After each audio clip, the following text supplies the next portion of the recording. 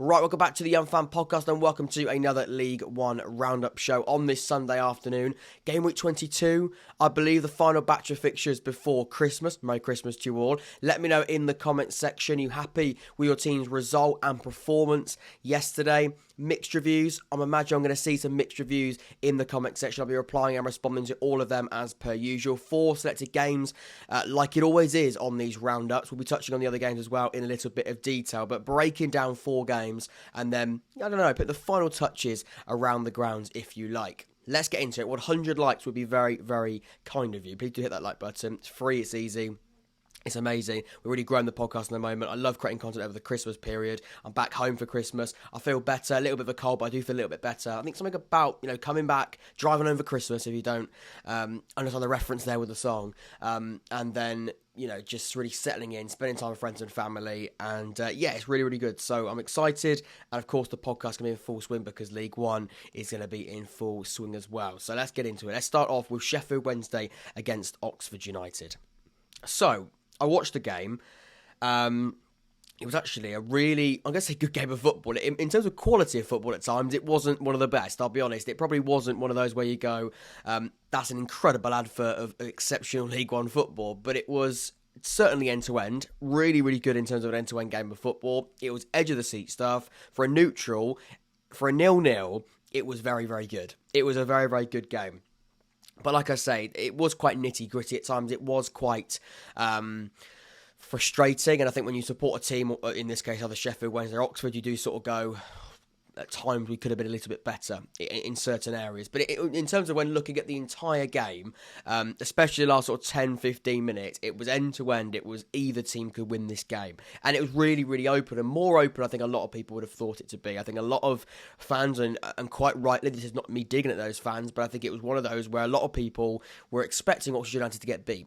And I'm not going to sit here and say that I was 100% convinced Oxford weren't going to get beat because that would be lying. I think Oxford were always going to be put up at a huge obstacle when they were going to face Sheffield Wednesday. And that's the way it is. Look at what Sheffield Wednesday are in the league. In fact, we can start there now. After that, they're still third in the league. They're unbeaten in, I think, 8 games or something like that. But they have now drawn 3 on the trot. Again, a top side. We'll touch about their big absentee. I think that absolutely, I'd say, cost them the 3 points, it would have certainly helped them. Of course, Barry Bannan not being available. And as for Oxford, I mean, a draw doesn't do us too many favours. It does see us climb the league table a single place up to 15th. It's another draw. It now is 8 draws from 21, which is quite a few. One of, quite a few teams now with, a lot of draws in the league. And unfortunately, when you look at the other teams around Oxford and the teams competing to try and get in that top 6, where ultimately is where Oxford are going to try and potentially make a second half of the season push, we can hope.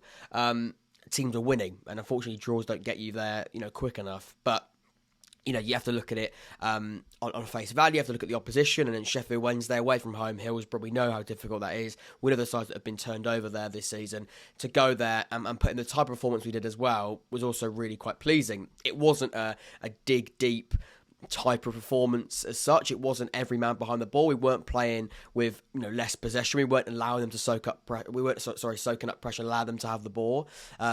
We weren't sort of playing the dark arts as well as we could have done if we're trying to see out a draw. I mean, their goalkeeper got man of the match. I mean, that does show a lot. Of course, he did save a penalty in the last kick of the game, and that is where, as an Oxford fan, you are kicking yourself. You're absolutely kicking yourself. We had a chance to win that game. We had multiple chances to win the game. Again, Wednesday, they also had their chance. I'm not going to be, I guess, biased on that front. They did also have their moments. But I think in terms of the best chances, the biggest chances, we probably had the better. We missed an absolute open goal and we missed a penalty in the last second of the match. Fair play to Cameron Dawson. He saved the penalty. It wasn't a very good pen, but you had to save it. And then the open goal, James Henry, every day of the week he's scoring that. It's actually harder to miss than it is to score. But unfortunately for him and for Oxford United, we sort of walk away thinking, how on earth have you done that? But it was a really, really fascinating encounter, and it was a game. Look at the possession stats here. We dominated possession. They had more shots, but I look at shots on target. We beat them 5-2. We had 2 big chances. I imagine those are the 2 big chances, and we missed 2. They're the ones I'm speaking about there. They were big chances, and we could have come away and won that game 1 or 2-0. Wednesday could have tucked a few of theirs away, but I still feel Oxford should have won that game. I don't know whether or not Wednesday fans will come away and think that I'm being I'm being biased and I'm sort of squaring towards the club that I support, but I do think Oxford had the better chances and therefore should have won the game. The momentum graph, and also the XG as well, 1.96 to Sheffield Wednesday, 1.83 to Oxford, so it was almost double, over double, just over double, nearly double XG. And when you look at the momentum graph there as well, in terms of the large graphs, it probably would sway towards Oxford in that. Well, yeah, I mean, it's close, isn't it? I mean, look, it was end-to-end. That's probably a big chance there. For some reason, our blue bar isn't as big in the last second when it was a penalty, and that probably would be quite a significant chance. It is fairly equal. And, I think we put a really good account ourselves in. I really, really do. I think we put in a really, really good level of performance, and it was encouraging.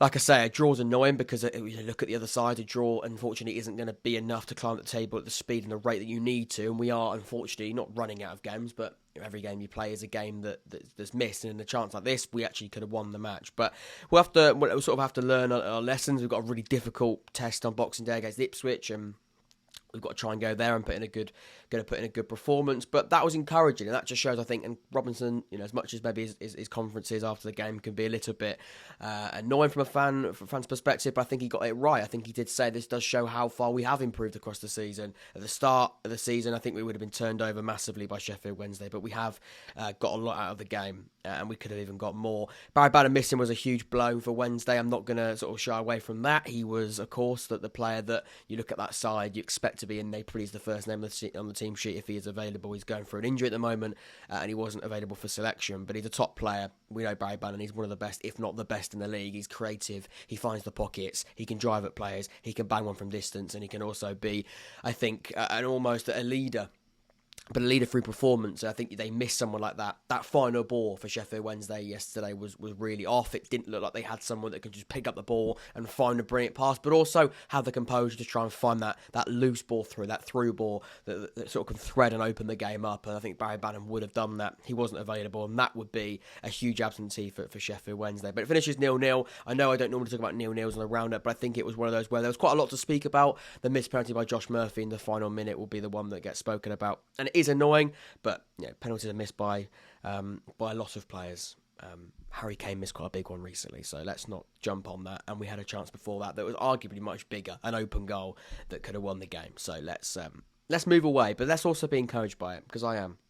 So Charlton 1, Bristol Rovers 2. The XG for the game 0.73 to Bristol Rovers 0.87.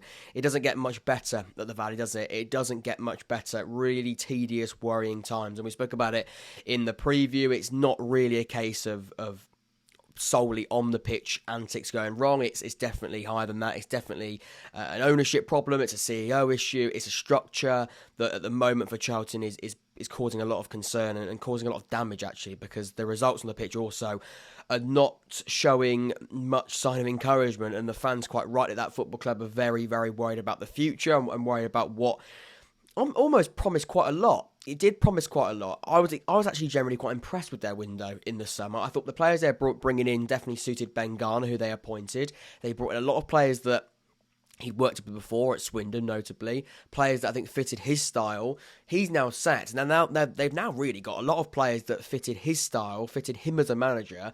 They don't have him anymore. And I look at that squad, and it's crazy, isn't it? When things don't go very well, you look at a squad very differently. I know it sounds silly, but when things are going right, you look at a squad and you go, yeah, we can see where this is trying to go here. He sort of fits that style. He works in that system. Things are looking quite good here. When things don't go very well, you look at it and go, yeah, they're missing something there. That's a gaping hole there. He doesn't really do that. And things can look really, really quite, worrying. And now the results are definitely showing that. Let's have a little look at the league table now after that result. It's not looking good. You can see now 3 straight defeats for Charlton. I actually read the Twitter comments when the lineups got announced for Charlton, and people were saying that that's probably the strongest Charlton side in terms of what they've seen on the pitch in the starting 11 all season. Unfortunately, they did go 1-0 up, and we'll come on to the outcome of the game in a minute, but it did not look very good at all. They did go 1-0 up, didn't they? Yeah, of course they did, the first 20 minutes. I just want to make sure I don't get that horribly wrong. I didn't. Bristol Rovers now absolutely flying and doing really, really well. And what Joe Barton's doing at the moment is, I think, maybe going a little under the radar with his Bristol Rovers side.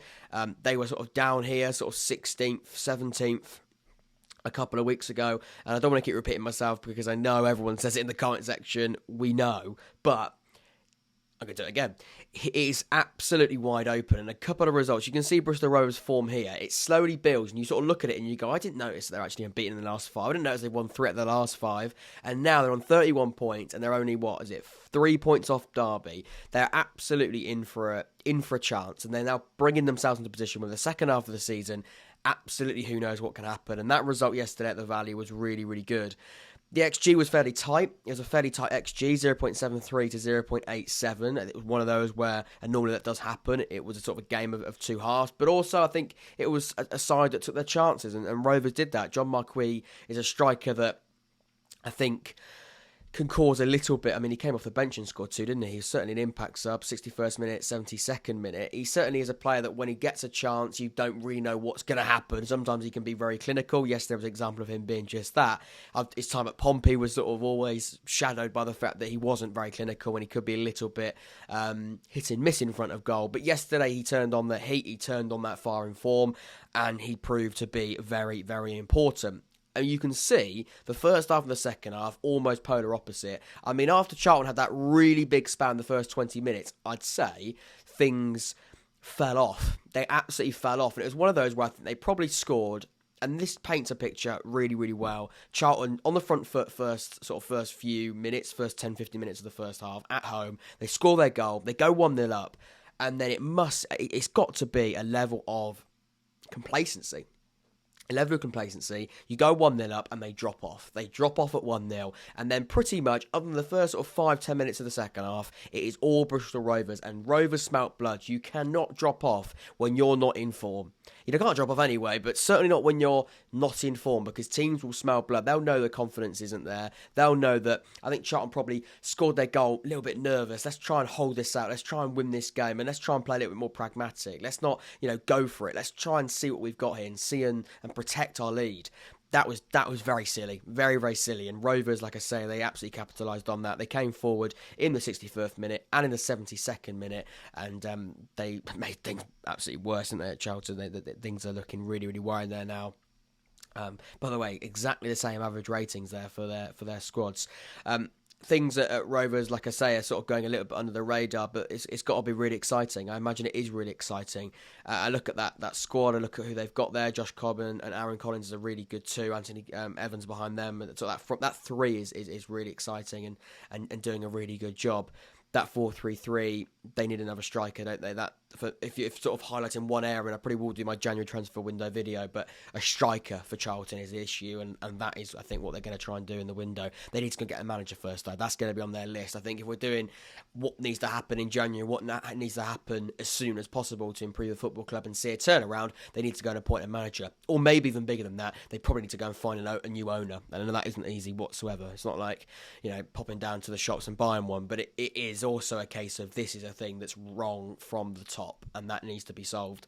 I don't know how you're going to do that in the time you've got, or maybe there isn't a time scale on it. Maybe you just sort of see however long it takes, but things are going to need to happen quite quickly, because I don't want to say relegation battle, but you can get dragged into things, can't you? You really can get dragged into things. At the moment, it is relegation form. I don't want to sound melodramatic, but Charlton are playing very, very poorly at the moment, and that form is absolutely shambolic. So let's see what happens. But Charlton, it's not looking good. It's getting worse and worse. The Bristol Rovers are a really good point, and absolutely who knows what could happen with that side, because they're ninth in the league now. They're climbing places, and that is what this league offers. It offers an opportunity for teams to find a run, find some momentum, push on, and dream. Big second half of the season for both these clubs, but I think for 2 very different reasons. Right then, let's go to Portsmouth against MK Dons, because again, another side that sort of gets worse every single week, it feels. Tom Chappell, I think he's gone on holiday now for a week. I think he's trying to cleanse himself from everything related to his football club. So it finishes Pompey 0, MK Dons 2. The XG for the game 1.69 to MK Dons is 1.02. You can see by looking at the graph here, and also with the XG, it wasn't a totally hopeless Pompey performance. They did have moments. They did come forward at times. And actually, when looking at the SofaScore rating here, MK Dons goalkeeper Jamie Cumming scored a 9 out of 10 rating, which does show that he had some work to do in that goal. But MK Dons also, with their chances, they also came forward. Their XG of 1.02 suggests they also did create some goal scoring chances, and they took theirs. They won the game 2-0, and Pompey lose at home for the first time in 2022 at Fratton Park, I believe. That could be me making that stat up, but I think that's what I've heard. And, it's right at the end of 2022, isn't it? So, to be fair, they're going to be annoyed that record's gone out the window. But I think it's more than that record. I think they're also looking at this record and thinking, I think I'd rather win this game just by looking at what the current situation is at the football club and by looking at the league table. It is Pompey just sort of slowly creeping down. They're now 10th. It's only 3 points, but I know I keep using Oxford as an example, but this was a side that we were miles away. When we played them, when we drew 1-1 at Fratton Park, which actually I think was probably the start of this really bad run that Pompey started going on. Sorry, Pompey. I don't think it was just us, but I think we did start that disappointing sort of draws, and now unfortunately defeats are creeping in. There's only 3 points in between those two clubs, and we were miles. We were polar opposite. We were probably down 19th, 18th, and they were pretty still in the top 6. I want to say they were 3rd at that point.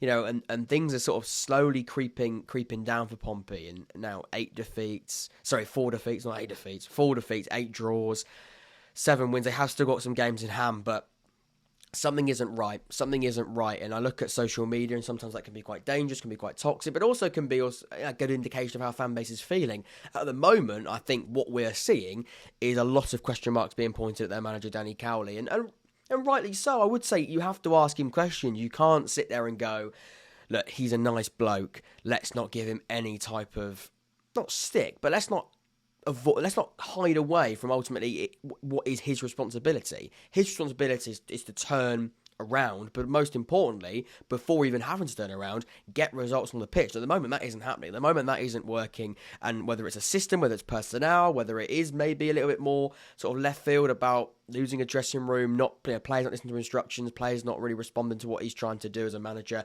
not being all in on his intentions and his tactical instruction that he's trying to paint here.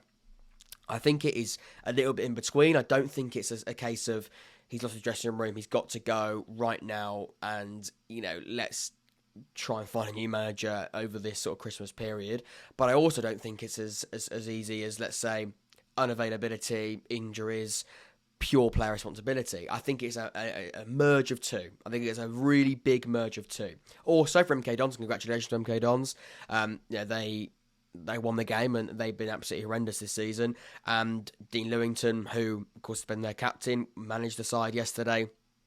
And also, they have the traditional manager sacking bounce, and it does happen. Sides do that very often in football, where a manager does go, they come out and they win their next game. And a lot of the reasoning behind that is because the old message was becoming repetitive. There was an element of the players not really listening or not really wanting to listen. It's weird, isn't it? It's losing the dressing room, however you want to sort of, I guess, create a definition of that. But they're not taking on the instructions. They're not really buying into what this manager is trying to tell them. And maybe we're actually seeing now a merge of two sides that are in a similar situation. One is maybe coming into it, and one's maybe coming out of it. And again, that isn't what Pompey fans want to hear. It's definitely not what Danny Cowley wants to hear. I don't fully buy it. I don't fully buy this Danny Cowley losing the dressing room stuff. Maybe that's because I think Danny Cowley would be I don't know. Danny doesn't strike me as someone that would lose a dressing room, but maybe he has done. Maybe he did that. I think there was rumours of it at Huddersfield, wasn't there? But I'm not entirely sure. Let's just look at this game, though. You can see he's moved away from the 4-4-2, which again is always a little bit dangerous because, again, that almost, sometimes you have to do it, but sometimes managers don't like to do it. It's almost showing a weakness, isn't it? Moving away from your preferred formation.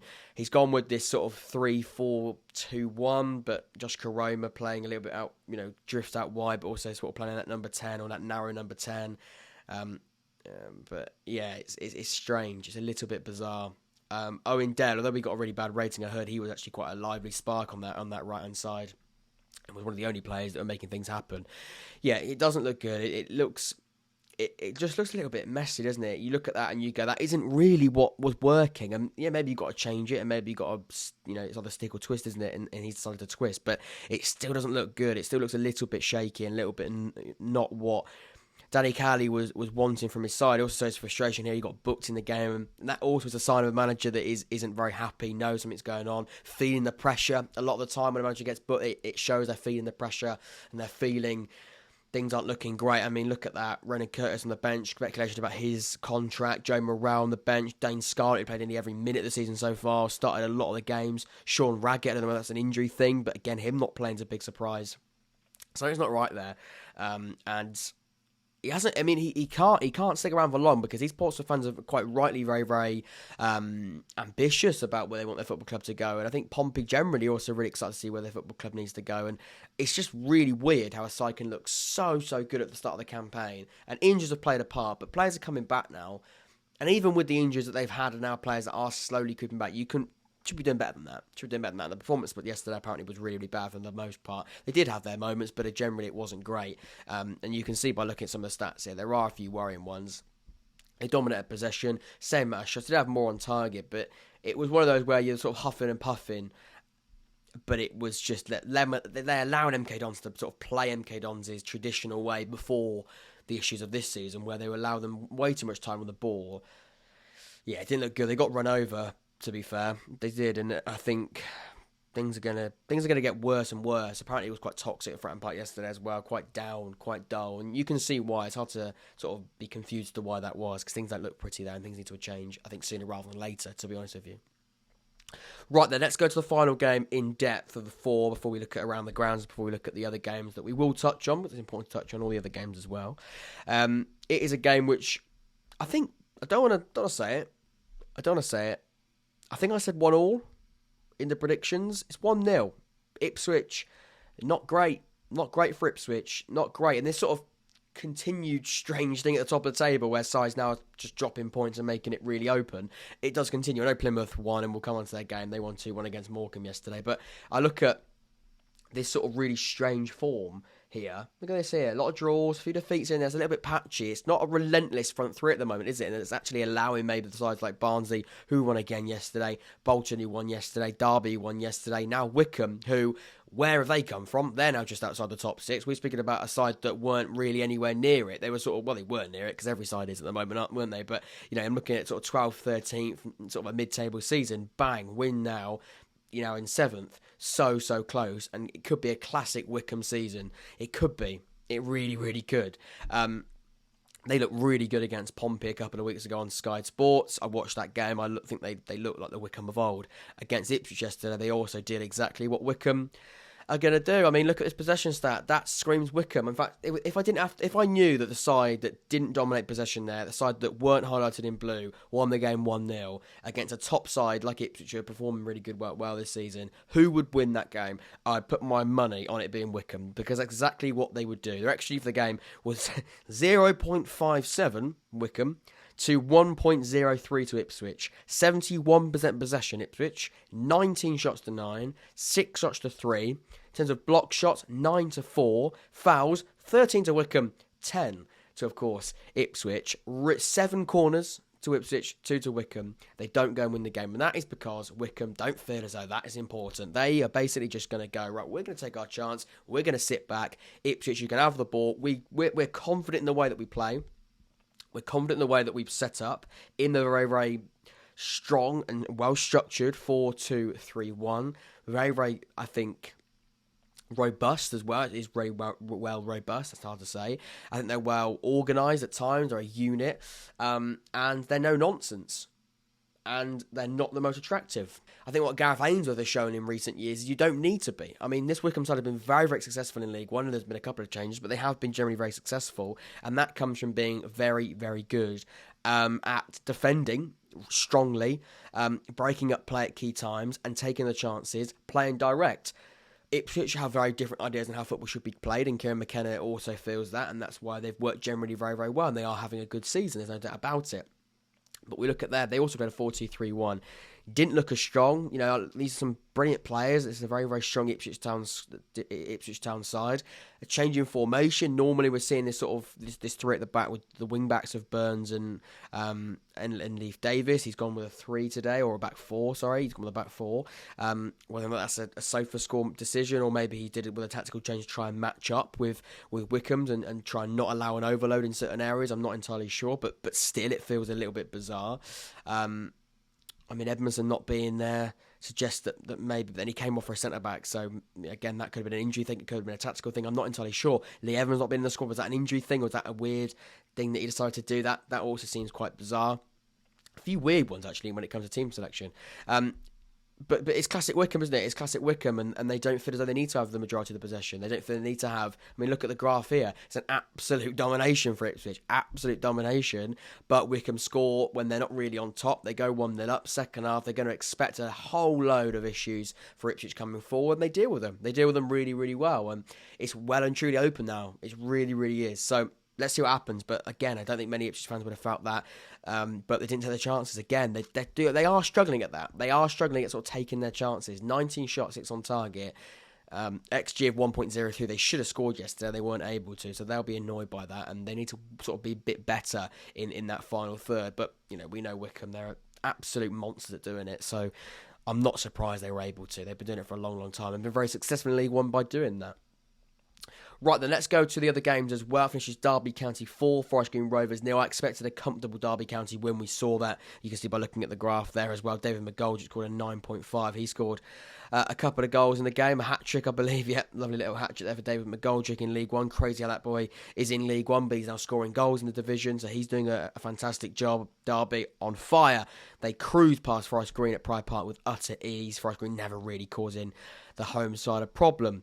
Plymouth Argyle getting back to winning ways after what's been quite a patchy couple of weeks, but they do beat Morecambe. They were dominant in their performance. They did concede a goal, but again, very, very good going forward. 2.1. In fact, their goalkeeper is that goalkeeper, isn't it? Scored a 9.5. I imagine he kept a lot of things going. He also saved the penalty, Morgan Witter's penalty in the first half. That was probably a little bit nervy when that didn't go in the back of the net, but it doesn't matter. Plymouth won the game 2-1. Morecambe, it gets worse. I think they are pretty much down and out at Christmas. Barnsley, 2-0 against Burton. Again, very, very comfortable. Barnsley sort of continuing this really good run at the moment. I'm excited by Barnsley. I think Michael Duff is excited by what he's seeing by his side. It's getting better, it's getting stronger, and they're putting themselves in a really good position. They're sort of catching up the front three race, the three-horse race that people were speaking about between Sheffield Wednesday, Ipswich and Plymouth. But I think now Barnsley are sort of finding their feet, finding momentum, and the run they're on at the moment is really, really good. Bolton Wanderers 2, Exeter City 0.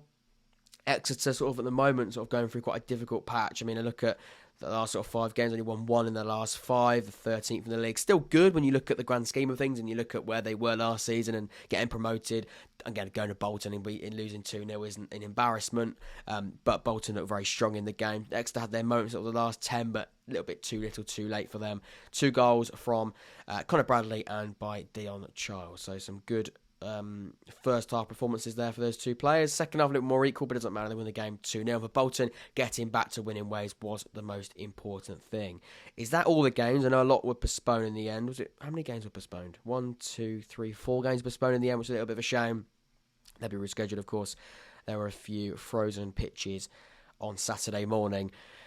Postponing the games on Saturday afternoon. But that is all of the games. Hope you did enjoy it. Please leave a like. Remember, subscribe to the channel. Hit the notification bell as well. Christmas period. Football is flying at you, which means the roundups and the content will be flying at you as well. Please do leave a like. It's free and easy. 100 likes would be absolutely incredible. And on the road to 3.6 thousand subscribers. So do hit that. That would be incredible. Leave your comment section down below. Leave all your thoughts. I want to hear how you're feeling after those results. How you're feeling ahead of Christmas. Excited? I imagine you are. I am very, very excited by it. Let's round off the games. Let's round off Sunday by quickly looking at the league table. You can see it there. Morecambe still bottom. Plymouth there in first. Derby back into that top 6. A few teams creeping up. Charlton going, unfortunately, down the other way. Cheltenham lost as well. They're going to be going down the other way as well. Sorry, Cheltenham didn't play. They didn't play. That was last week. That did not happen. Fleetwood also didn't play as well. Hope you did enjoy it. I've been Jack. This has been the Unfan Podcast. Take care, stay safe, and I'll see you all very, very soon. Take care.